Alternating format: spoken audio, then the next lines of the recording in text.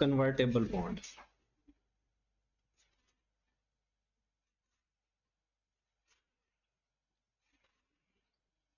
अच्छा convertible bond मैं आपको करवाऊंगा और कन्वर्टेबल प्रेफरेंस शेयर्स फिर आपसे करवाऊंगा। अच्छा कन्वर्टेबल बॉन्ड का मतलब यह है कि हमने एक लोन लिया, कंपनी हम है, और हमने जो बॉन्ड इशू किया और उनको कहा कि अगर आप 2 साल बाद कन्वर्ट करवाओगे तो हम इनको नंबर ऑफ शेयर्स में आपको कन्वर्ट करके दे देंगे। जैसे IS33 भी हमने पढ़ा, उसके अंदर जो डिल्यूटेड EPS हम पढ़ते थे उसमें वही चीज़ है कन्वर्टेबल बॉन्ड वाली है। कन्वर्टेबल बॉन्ड के बारे में अगर आप लोग पहले भी जानते तो हो, एक दफा फिर देख लो कि कन्वर्टेबल बॉन्ड में एक बात तो ये है कि ये हाइब्रिड नेचर के होते हैं।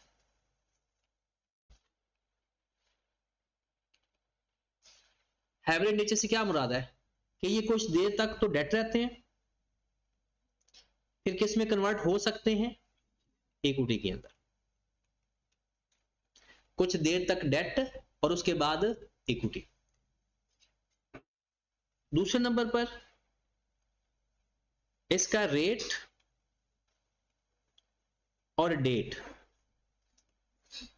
प्री डिफाइन होती है। ये किस रेट की बात की जा रही है, कन्वर्जन रेट की।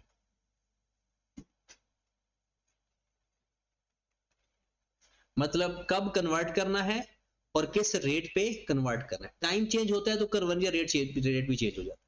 अगर आपने 2 साल के लिए चेंज रेट कन्वर्ट करवाने हैं, 3 साल बाद कन्वर्ट करवाने हैं, 4 साल बाद कन्वर्ट करवाने हैं, तो डेट चेंज होने के साथ साथ कन्वर्जन रेट चेंज हो जाता है। अगर नहीं कन्वर्ट हुआ, इफ नॉट कन्वर्टेड,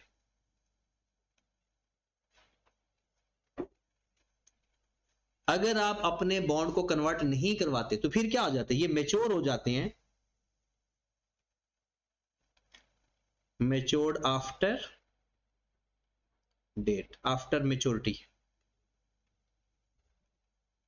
मेच्योर से क्या मुराद है, मतलब अगर आपने 5 साल का एक बॉन्ड इशू किया, आपने कहा जी 3 साल बाद कन्वर्ट करवाना तो करवा लेना, उसने नहीं करवाया, अब क्या हो जाएंगे, 5 साल के बाद वो वैसे ही रिफंड हो जाएंगे। 5 साल बाद कंपनी पैसे उन्हें वापस दे देगी और अपने बॉन्ड वापस रिडीम कर लेगी। Number 4, if redeemed, sorry if converted, then cannot be redeemed। अगर एक दफा कन्वर्ट हो जाएं फिर उसके बाद ये रिडीम नहीं होंगे, क्योंकि वो कन्वर्ट हो गया। तो कन्वर्ट होने वाला दोबारा वो कहता है कि उसे नहीं पसंद आया, तो वो कहता है जी नहीं मैंने तो शेयर नहीं खरीदने थे, शेयर्स में कन्वर्ट नहीं करवाना था, मुझे तो पैसे चाहिए 5 साल बाद। तो ऐसा नहीं हो सकता। एक दफा अगर आप कन्वर्ट करवा लो तो फिर दोबारा रिडीम होने वाली ऑप्शन आपके पास अवेलेबल नहीं हो। तो ये 4-5 पॉइंट ऐसे हैं जो आपको वैसे ही थोड़ा बहुत इसका पता होना चाहिए। रट्टा लगाने की जरूरत नहीं है और ना ही इसको याद करने की जरूरत है। अब हमने एक कन्वर्टेबल बॉन्ड आपके पास है, आप उसकी मार्केट वैल्यू फाइंड करना चाहते हो। आपके पास एक कन्वर्टेबल बॉन्ड है, आप उसकी मार्केट वैल्यू फाइंड करना चाहते हो।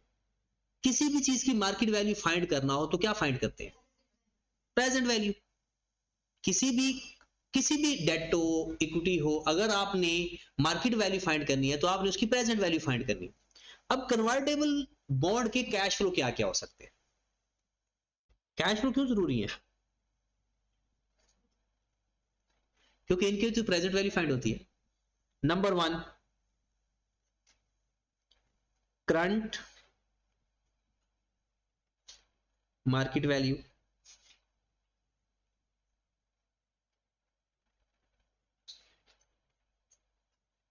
अब अगर सर मार्केट वैल्यू तो हम फाइंड करने जा रहे हैं तो आप करंट मार्केट वैल्यू की बात कर रहे हैं।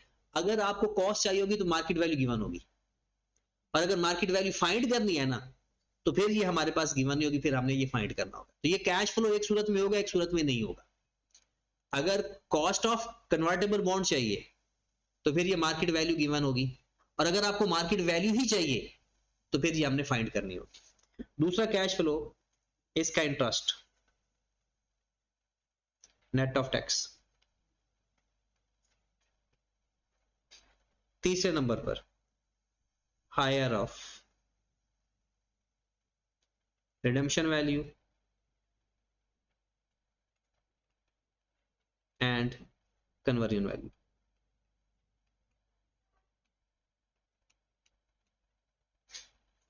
Higher of redemption value and conversion value.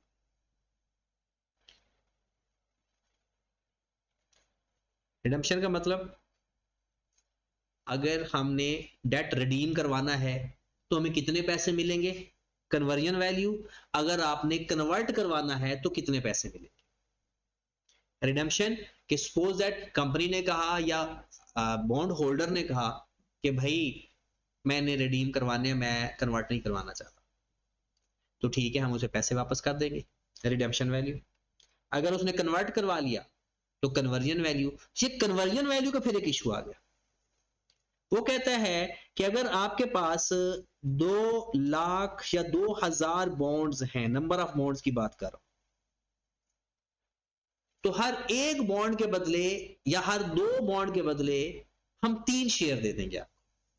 Her 2 bond के बदले 3 शेयर। तो जो चीजें हमें मिलती है उसे बोलते हैं रिक्वायर्ड।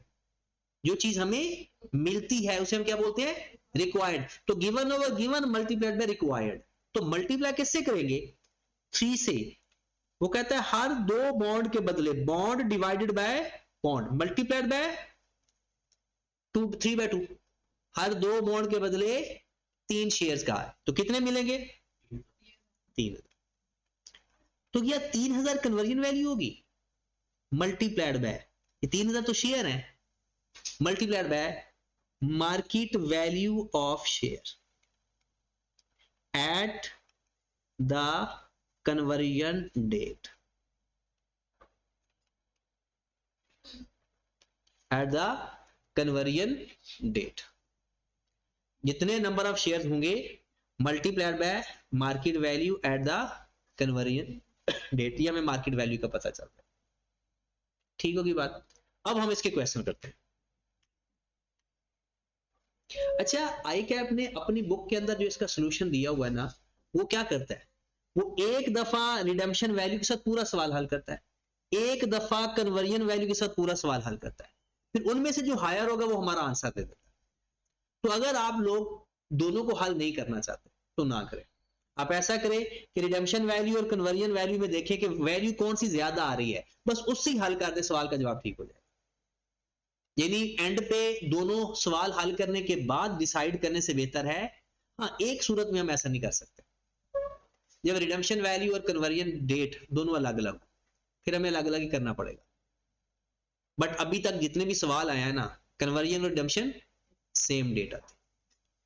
तो चलते हैं सवाल फिर करते हैं इसका।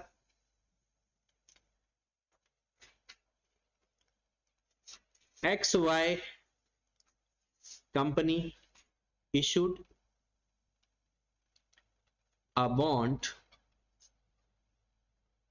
at the rate of 12%. Tax rate is 25%. Find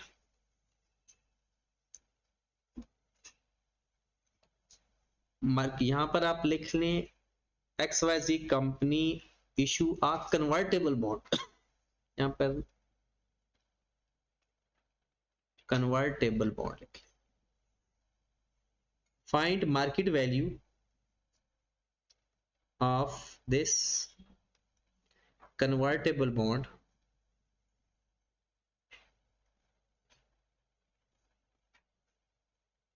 if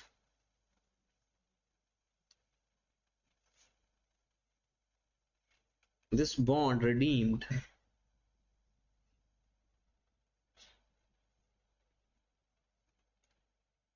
तो उसका रेट होगा ₹140 पर bond and if converted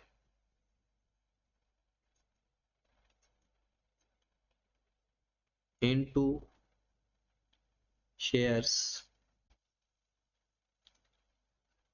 then 2 shares for every 5 bonds.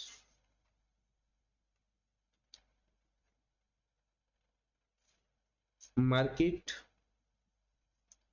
value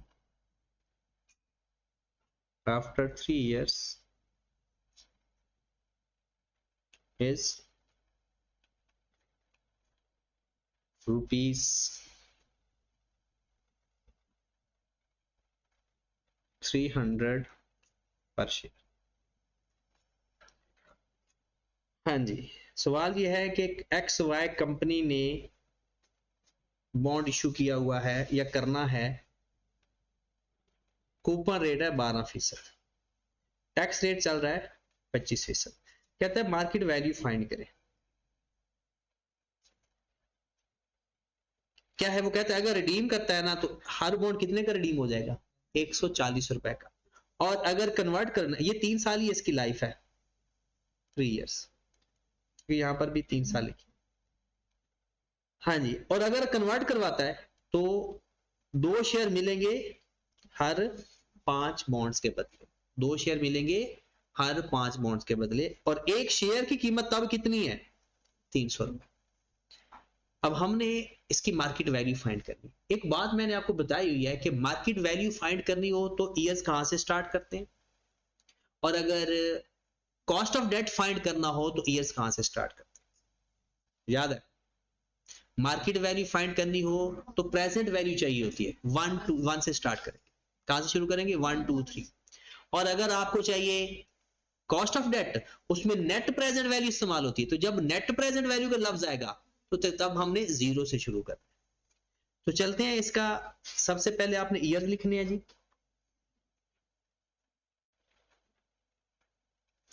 फिर आपने कैश फ्लो लिखने हैं इसके, फिर आपने डिस्काउंट फैक्टर लिखना है इसका, डिस्काउंट फैक्टर भी लिख लें साथ, क्योंकि क्वेश्चन के साथ ही। कॉस्ट ऑफ कैपिटल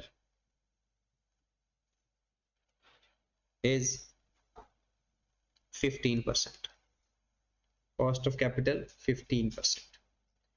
हाँ जी, साल लिखेंगे 1 2 3।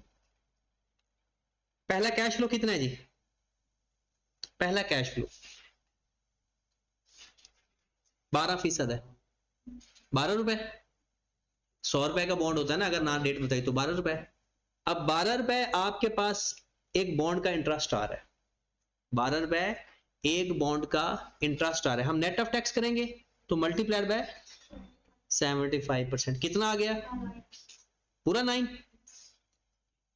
प्रेफरेंस शेयर्स अगर होता तो 12 रुपए एज इट इज पूरे का पूरा आता, प्रेफरेंस शेयर्स के ऊपर टैक्स अप्लाई नहीं करते, तो पहले साल का भी 12, दूसरे साल में भी 12, सॉरी 9,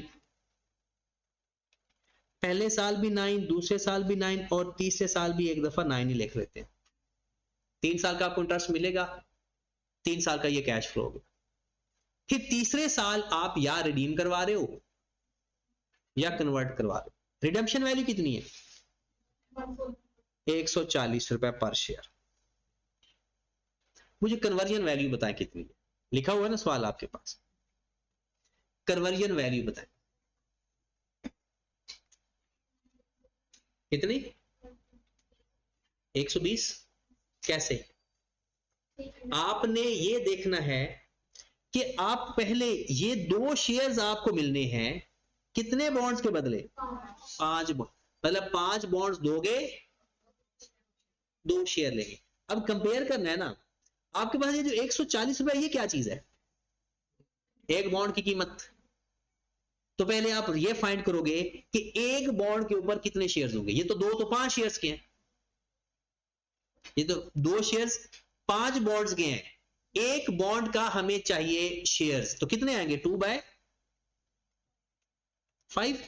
ये 2/5 क्या लिखा हुआ है, एक बॉन्ड के नंबर ऑफ शेयर्स हैं, एक बॉन्ड के, वो वैसे भी पर कुछ भी फाइंड करना हो पर में यूनिट में तो डिवाइड करते हैं ना, हमें पर बॉन्ड चाहिए तो नंबर ऑफ बॉन्ड पे डिवाइड करती है, एक बॉन्ड के शेयर चाहिए, अब ये जो लिखा हुआ है ये एक बॉन्ड के नंबर ऑफ शेयर्स है, मल्टीप्लाइड बाय कितना आ गया। अगर आप कन्वर्ट करवाते हो तो 120 रुपए वैल्यू बन रही है, अगर आप रिडीम करवाते हो तो 140। हम कौन सी वैल्यू लेंगे, विच एवरेज हायर। ये जो डिवाइड ये वाला रूल है ना, 90% स्टूडेंट पेपर में इसी वजह से सवाल गलत कर बैठते, वो ना डिवाइड सही नहीं कर पाते। कभी एक दफा सवाल में लिखा हुआ था 0.5 कि आधे बॉन्ड के बदले एक शेयर मिलेगा, तो वो फिर ये थोड़ा सा मुश्किल हो जाता है। आपने सिंपल क्या करना है, हमें रिक्वायर्ड क्या होता है, नंबर ऑफ शेयर्स, तो नंबर ऑफ शेयर्स मल्टीप्लाई करते हैं और जिसको कन्वर्ट कर रहे थे उस पर डिवाइड कर देते हैं। तो अब हमने क्या करना है, यहां पर लेना है 140। पानी दे जाए। अब हमने क्या करना है, डिस्काउंट फैक्टर, डिस्काउंट फैक्टर 15% है। हाँ जी, डिस्काउंट फैक्टर फाइंड करना आता है, बताओ, निकालो जरा अपने अपने कैलकुलेटर। वही पुराना तरीका जो हम लोग इम्पेयरमेंट लॉस में भी करके आए हैं, और वहां पर भी मैं इसलिए ये तरीका अपनाता था कि ताकि आगे आकर आसानी हो। अच्छा, पहले 1 लिखेंगे या 1 डिवाइडेड बाय 1.15 लिखेंगे, 1 डिवाइड बाय 1.15, क्योंकि 0 अगर होता ना तो उसका 1 होता।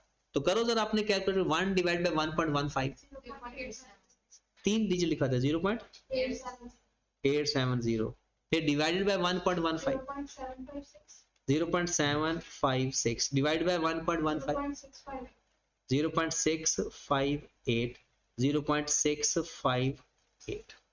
ये भी एक बड़ा ड्रामा होता है। या तो आप 149 लिख दें, या पर तीसरे साल को 2 दफा लिख दें। ठीक है, 149 लिखना ज्यादा बेहतर होता है, क्योंकि ये जज्बात में आकर ना हम फ्लो बना होता है डिवाइड बाय 1.15, तो उस फ्लो में ये गलत कर बैठते हैं। अदरवाइज जब अगर आपने साल को 2 दफा लिखना है तो ये फिर फैक्टर भी सेम आना चाहिए 2 दफा। अच्छा, आपने लेक्चर लिए थे पिछले जो गुजर गए रेगुलर, 4 रहते हैं, इसके हुए इतने होंगे कॉस्ट ऑफ फाइनेंस के, तो कॉस्ट ऑफ फाइनेंस के तो इतने 6 है टोटल। ये समय लग रहा है अब। चले, उसके बाद क्या फाइंड करते हैं, प्रेजेंट वैल्यू। ये है तो सिंपल, इतना मुश्किल नहीं है, बस वो लेक्चर मिस है।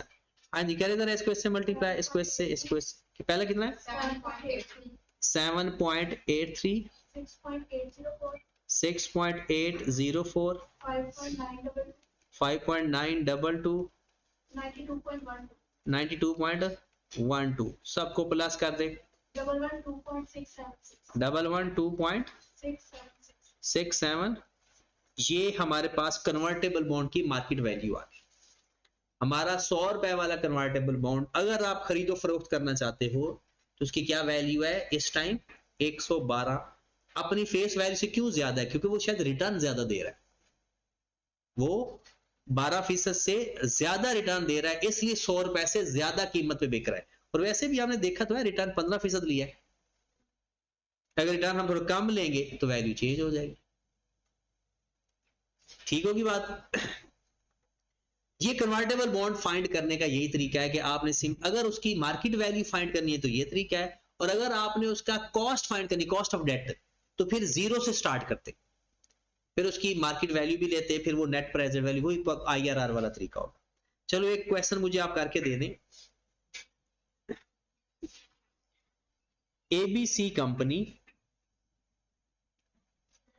issued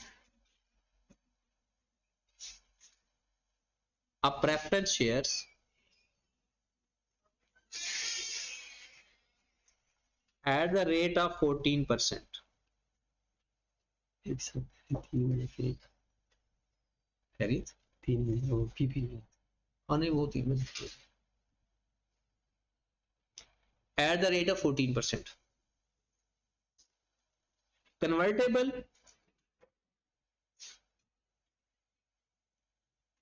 into 3 ordinary shares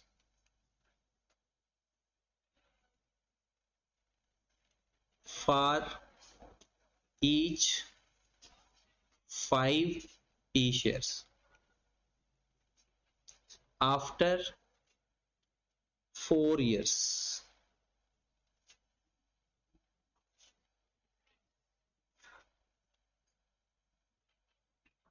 Market value of ordinary shares after 4 years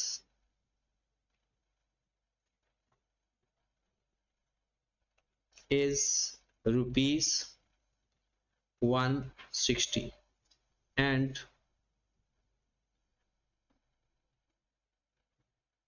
P shares redeem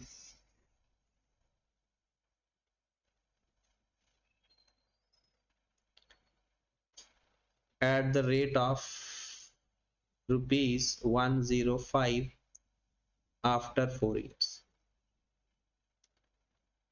Cost of debt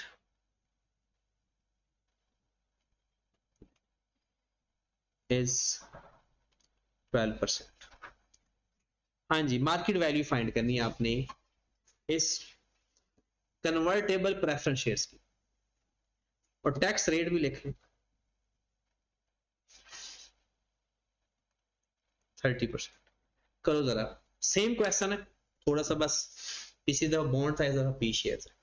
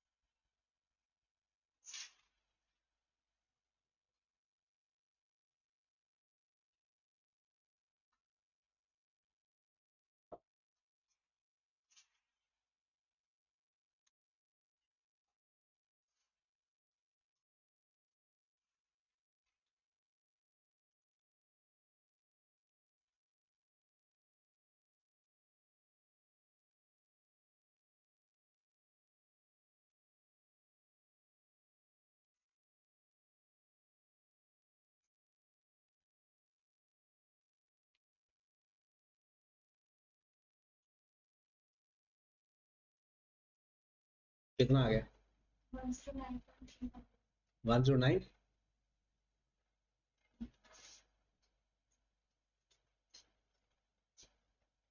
नाल आपको कितना आ रहा?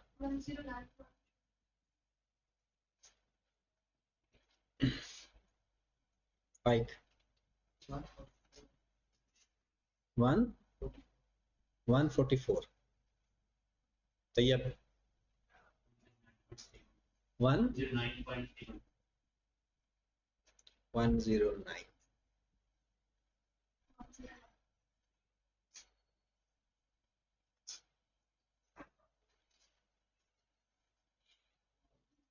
चलिए जी देखते हैं। अच्छा, जो कॉस्ट ऑफ डेट होता है इसके ये जो रेट है ना, ये जो कॉस्ट ऑफ डेट इसके से कभी भी इंटरेस्ट ना फाइंड करना। इंटरेस्ट हमेशा उसका अपना होता है और हमेशा किस पे अप्लाई होता है, मतलब 14% ही आपका रेट ऑफ इंटरेस्ट है जो आपने पे करना है या रिसीव करना है। ठीक है, अब नाम बताया हो तो आपको पता है 100 ही होता है, तो हम सपोज दैट ईयर्स लेते हैं 1 2 3 4 को चाहे 2 दफा लिख दें चाहे 1 दफा लिख दें, ये आपकी अपनी मर्जी। कैश फ्लो, सबसे पहले कैश फ्लो इंटरेस्ट ही बन रहा है हमारा 14% है तो 14 आ जाएगा।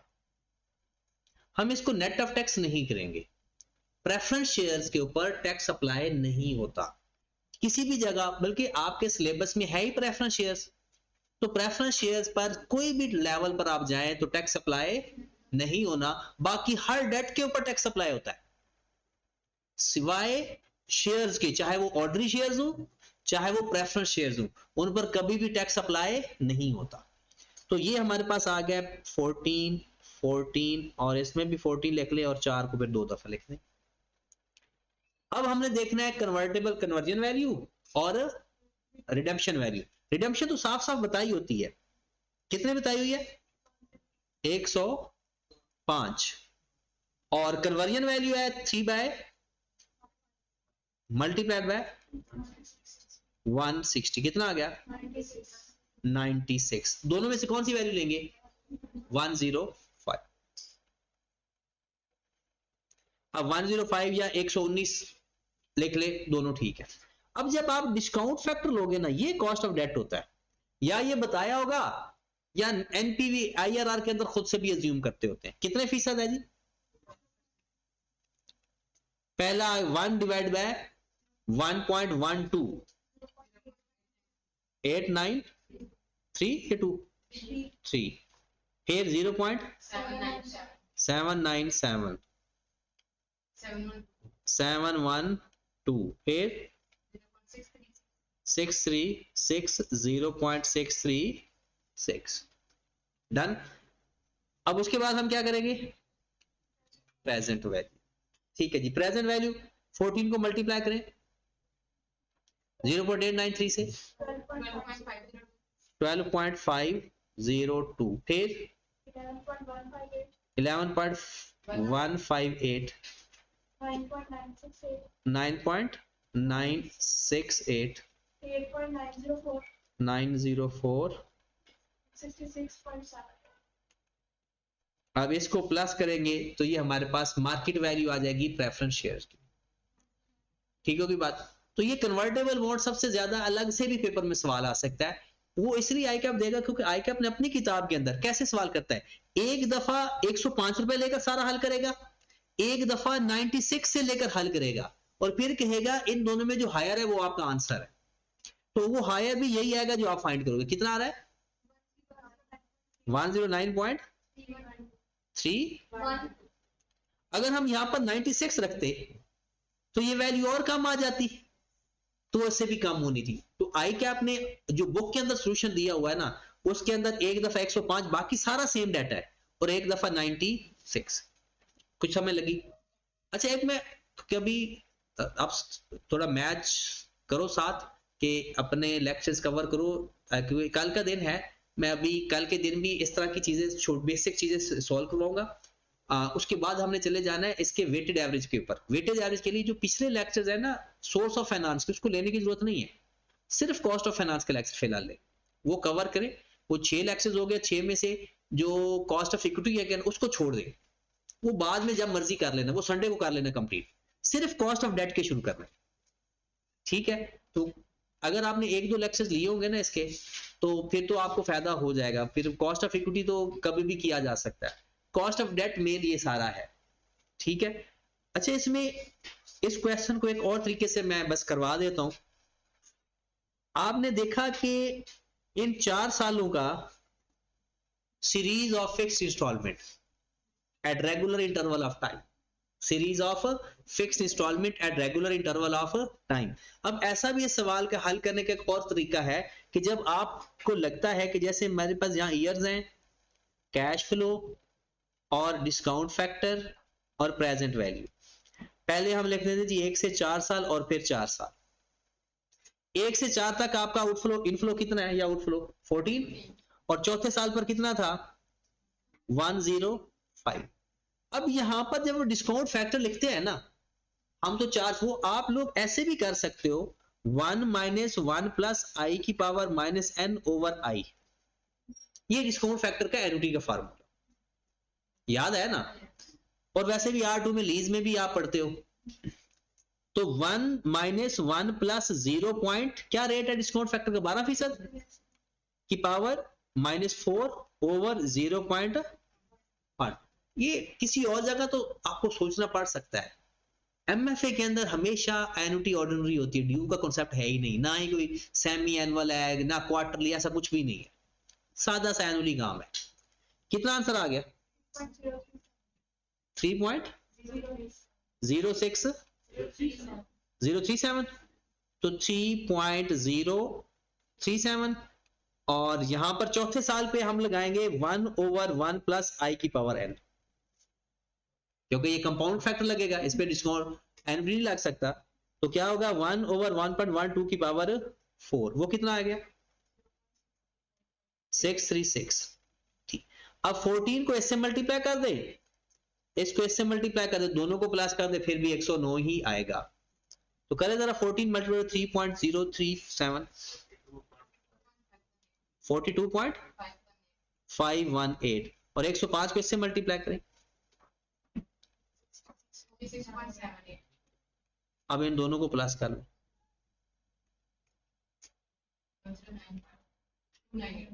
जो भी आ रहा है 1.29 जो भी आ रहा है। तो ये भी तरीका कार है अगर आप एनुटी के साथ करते हो, यानी इससे ना सवाल बेचारा छोटा सा हो जाता है, तो यहां भी ये सवाल थोड़ा सा हैंडसम लग रहा होता है, अच्छा लग रहा होता है, और यहां पर अगर आप करोगे और इस पर भी ग्रिप है तो ये आपका टाइम बहुत सेव करेगा। ठीक है, तो जब भी 1 से 5-6 साल आ रहे हो या 4-5 साल आ रहे हो, 2-3 साल हो तो फिर तो कर आई कैप देता भी 4 साल से ऊपर दे ही नहीं रहा। ठीक है जनाब, तो चलें जी कल से फिर, क्योंकि आज आप लोगों की एक और क्लास भी है कुछ लोगों की, तो वो क्लास भी लें आप अपनी। अच्छा, इसका ना एक कन्वर्टेबल बॉन्ड का सवाल कर लेना।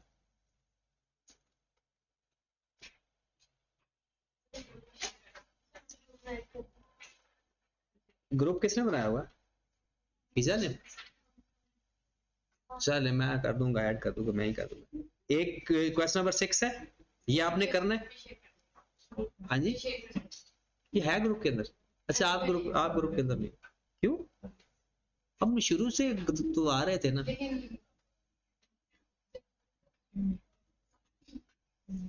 यकीन नहीं था। और क्वेश्चन नंबर 12, ये 2 क्वेश्चन आपने कल करके आने हैं, और कल इंशाल्लाह फिर हम क्वेश्चन नंबर 1 है 12, और एक है मेरे ख्याल में 6 है शायद, 6 और 12।